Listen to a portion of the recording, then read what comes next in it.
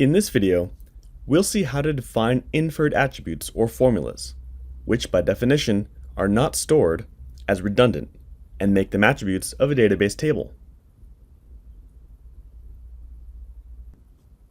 As we know, Genexus automatically normalizes the database in third normal form, which implies that the only attributes that can be in more than one table are those attributes that are a primary key and perform foreign key functions.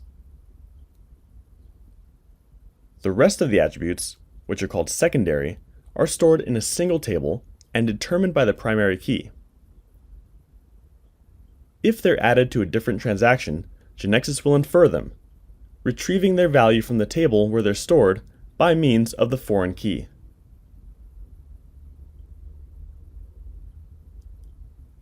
In addition, when we define an attribute as a formula in a transaction, it's no longer stored and becomes a virtual attribute.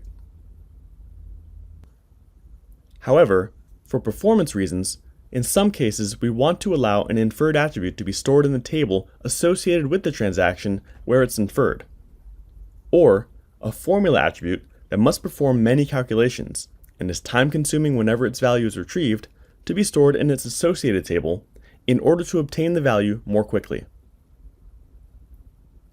Genexus allows storing an attribute that by default is not stored in a table, defining it as redundant.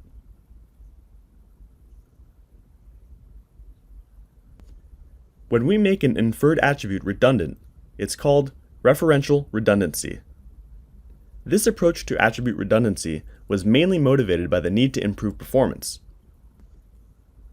Let's suppose that the table of tourist attractions had millions of records, and we would like to retrieve those corresponding to countries whose name is alphabetically later than a given value,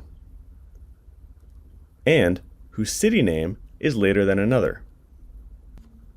For optimization purposes, we know that sorting by filter attributes is the most convenient option.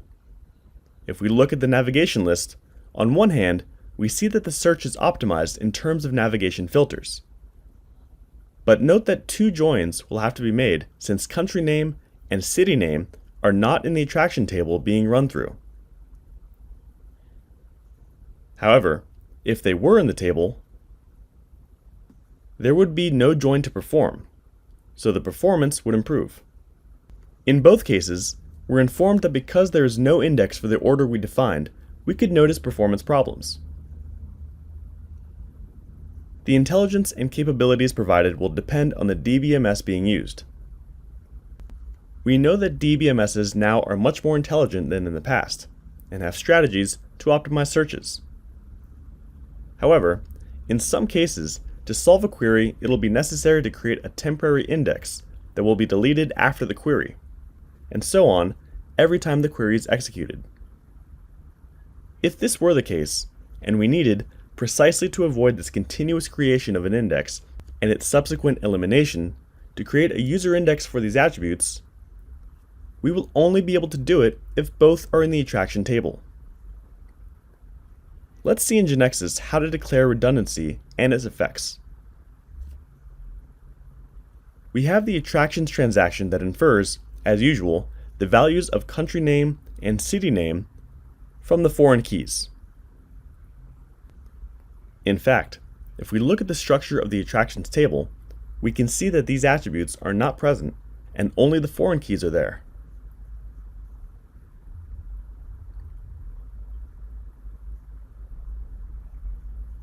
We already have some data loaded at runtime. We have two countries with their cities. Let's pay special attention to one, France, with its two cities, Paris and Nice.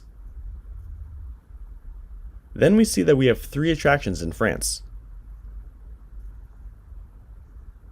Two in Paris and one in Nice. If we look for the data of the tables in SQL Server,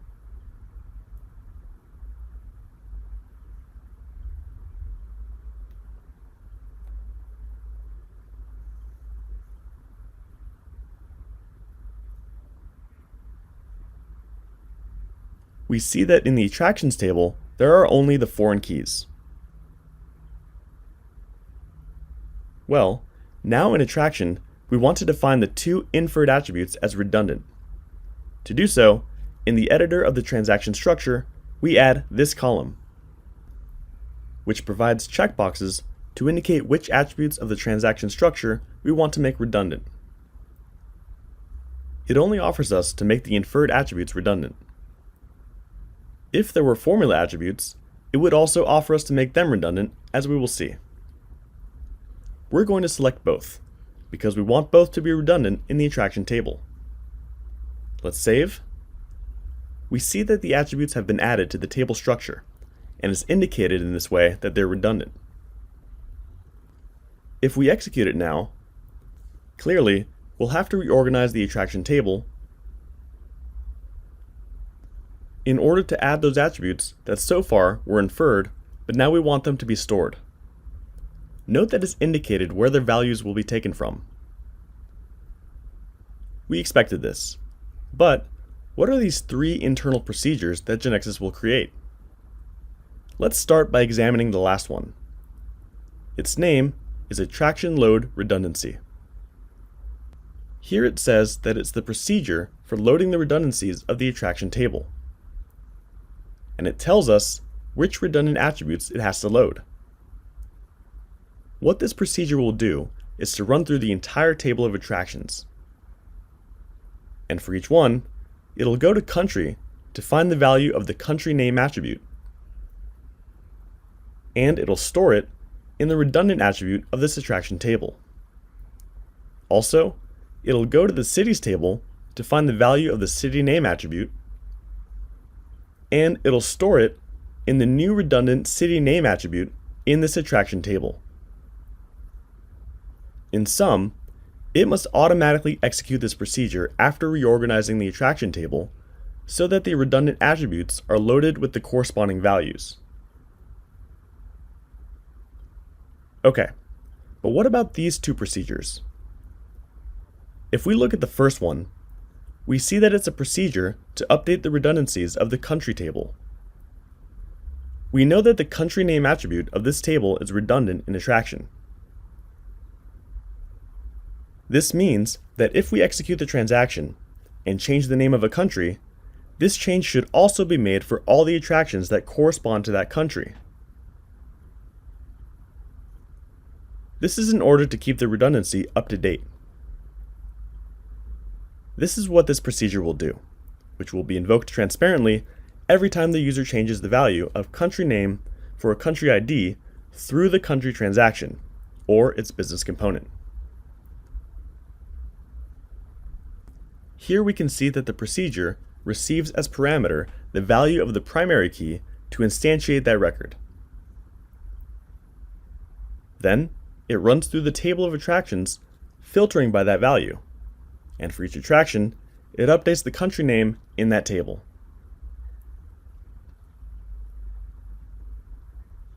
What about this other procedure? The same goes, but to keep the redundancies relative to the cities table updated. That is to say, when the name of a city in a country is modified from the country transaction, this procedure will be automatically and transparently executed. The country ID and the city ID will be sent to it by parameter. And this table will be accessed. And for each matching attraction record, the value of the redundant attribute city name will be modified in attraction.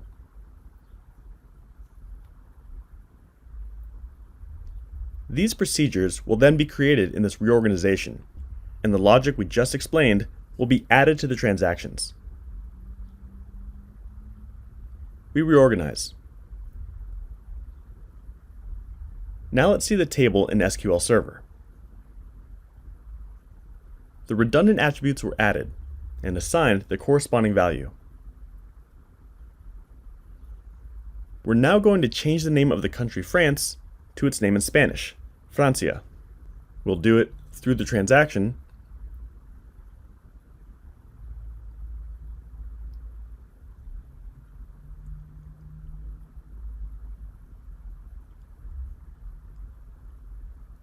and let's look at the table data. the name in the transaction table has changed. And let's see what happened to the redundant attribute. Just as we expected, it was updated. Likewise, if we're going to modify the name of a city, for example Nice, writing it now in Spanish,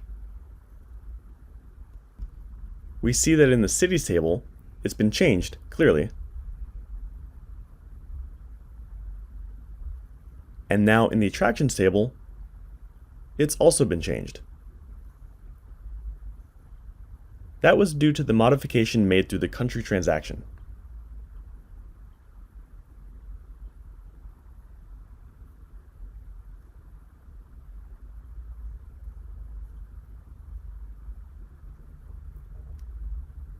Let's see what happens if we do it through procedure. We have a web panel for the user to enter a country ID.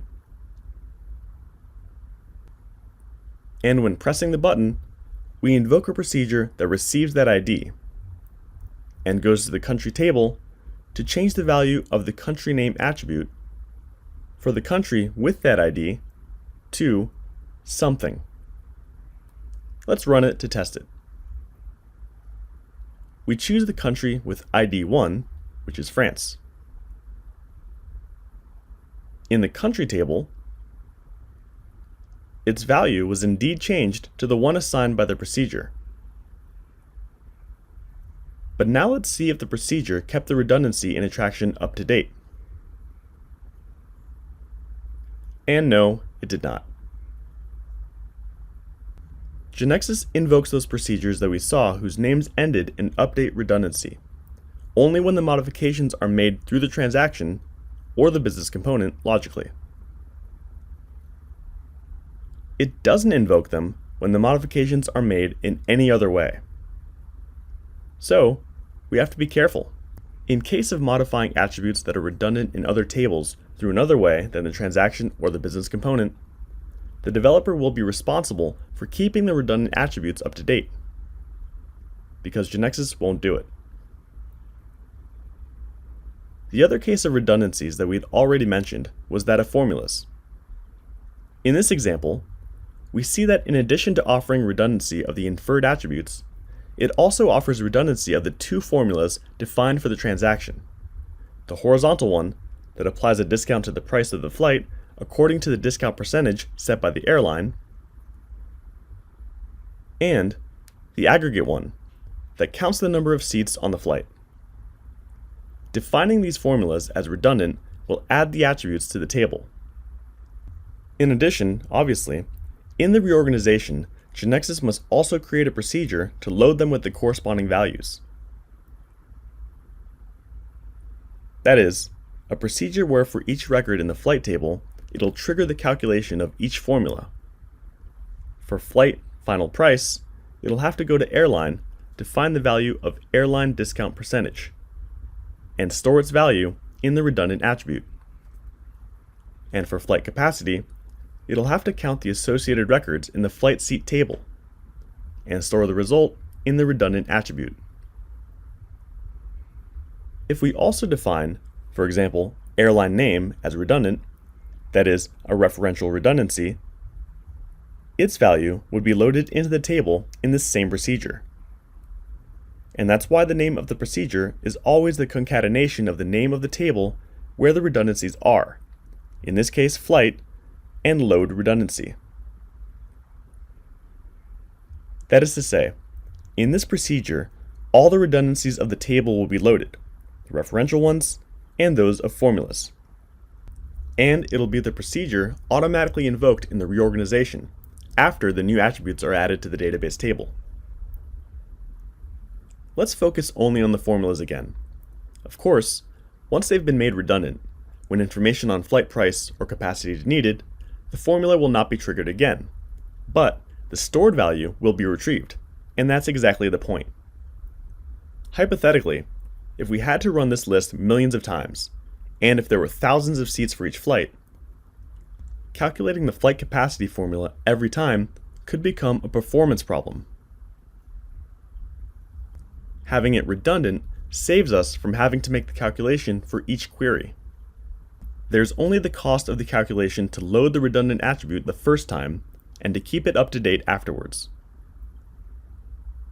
For the horizontal formula of the example, the usefulness of defining it as redundant doesn't seem too clear, at least in terms of performance, unless we need, for example, a panel or web panel where the user wants to filter the flights shown in the grid by flight price.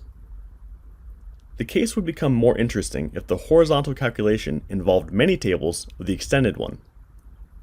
Or, even more so, if it were a horizontal formula of the kind that's solved by invoking a procedure that does perform a complex calculation. If there's a clear advantage to redundant formula attributes, what's the disadvantage? That they should always be kept up to date, and that update has a cost. If the value of flight price is changed through the flight transaction, or its business component, the horizontal formula involving it will be triggered again as usual. The same thing happens if a line is added or deleted. The flight capacity formula is triggered again. In both cases, its value is stored in the redundant attributes, and the developer doesn't have to worry about doing it. However, as in the case of referential redundancies, if the modification is done with a procedure, as in these examples, then GeneXus will do nothing. Here the developer will have to worry about updating the redundant attributes by adding code. What happens if the user enters the airline transaction and modifies the discount percentage for an airline, or does it through the business component? In flight, the redundant formula, flight final price, depends on that value. So, the redundant value stored for all flight records belonging to that airline should be updated. GeneXus will create in the reorganization the procedure whose name is the concatenation of the table name, in this case airline, and update redundancy, as it did with referential redundancies. This procedure will be invoked from the airline transaction by passing it the ID, and the procedure will access the corresponding record. And next, it'll run through the flight table filtering by that airline, and trigger the flight final price formula once again, storing its result in the table. All of this implies a performance cost. Therefore, a very careful assessment should be made of when it's convenient to make a formula redundant and when it's not. For the moment, the maintenance of redundant formulas has some limitations.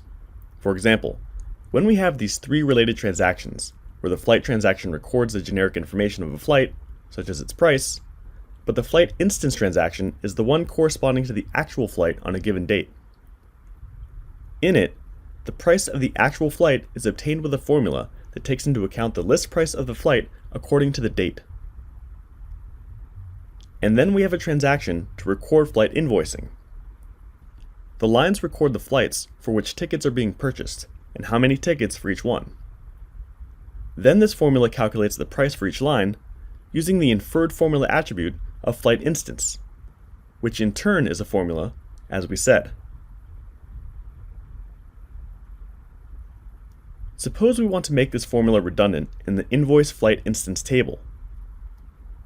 If we only make it redundant, the procedure for loading the redundancy will be handled correctly by going to the invoice flight instance table and triggering the horizontal formula for each record and storing it. However, redundancy update procedures will not be created. What do we mean by that? That if the user executes the flight instance transaction and changes, for example, the value of flight instance date, supposing that from a lower date than this to a later one, since the horizontal formula will be triggered again and its value will be changed, we would expect the transaction to invoke a procedure, flight instance update redundancy, that will go to the flight instance table and update the corresponding redundancies. But it won't. Similarly, we would expect that if the user changes the value of the flight price attribute through the flight transaction, there would also be a flight update redundancy procedure that goes to the invoice flight instance table to recalculate and restore the redundancies of the formula attribute that should be changed when the flight instance price is changed, when applicable. But it won't do that either. But what if we also make the involved horizontal formula redundant? We'll see when reorganizing that, in addition to reporting the changes in both tables to add the two formulas as redundant, and the two procedures for loading the redundancies, two update redundancy procedures will be created. The first one that's triggered from the flight transaction when the price is changed, and will update the first redundant formula in flight instance. Then, from it, the second one in invoice flight instance. The second procedure will be executed when the flight date is changed from the flight instance transaction, and will update the redundant attribute in invoice flight instance. So, if we have a formula whose calculation involves another one, in order to maintain its redundancy automatically, we need to define the inner formula as redundant as well. But there are more limitations. For example, in most cases, aggregate select formulas cannot be maintained through these update procedures. If we maintain in flight a list of flight prices by date, for example, in flight instance, we will have to calculate the price of a particular flight according to the price that corresponds to the actual flight date. That is, we calculate the price according to a max formula. So with this data, if we're entering an instance of flight 1 with this date, the max formula will be left with this record. So it'll return the value 1000 for the flight price. If it were being printed in a list, 1000 would be displayed. If later on, the user goes to the flight transaction and changes 1000 to 1500 in the line corresponding to this record, since the formula is virtual, when the list is executed again, the max will be triggered and 1500 will be listed. But what if we make the max formula redundant? We would expect that a redundancy update procedure would be created for the flight price table. So when the value of flight price value is modified through the flight transaction, the flight instance table would be accessed looking for which records would be affected by the change, to modify the value of flight instance price. But when trying to figure out which records would be affected, we can see how difficult it is to determine this. Therefore, in this case, Genexus will not create this redundancy maintenance program. We can see this clearly when we define the attribute as redundant and look at the reorg report. It'll only create the redundancy load procedure, but not the update procedure. So, we recommend to always read this impact analysis report to find out which redundant formulas will be maintained and which ones will not. As a side note, if the user accesses the flight instance transaction and changes the value of flight instance date, of course the redundant attribute will be kept up to date. The reason is that inside the transaction, the formula will be triggered as usual, and its value will be stored.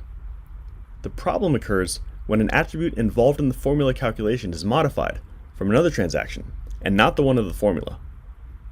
In this case, from the flight transaction. If we needed that attribute to be redundant anyway, knowing that the redundancy will not be automatically kept up to date from flight, we could always invoke the redundancy loading procedure created by Genexus. If we look for the files in the environment directory, we'll find the redundancy loading procedure for each table with redundant attributes. The one that ends with load redundancy, table name, load redundancy. In the last case, the flight instance load redundancy, which we can invoke as a call to an external procedure. In addition, even though it's not listed in the impact analysis report, Genexus creates a procedure named GXLRED for Genexus load redundancy, which invokes each of the load redundancy procedures of each table with redundancies. So if at any time we want to make sure that all redundancies defined in the KB are updated, we can, for example, invoke this program from an event. There are other limitations for defining redundant attributes that must be considered. Some of them are listed here, and you can read more about them in the wiki.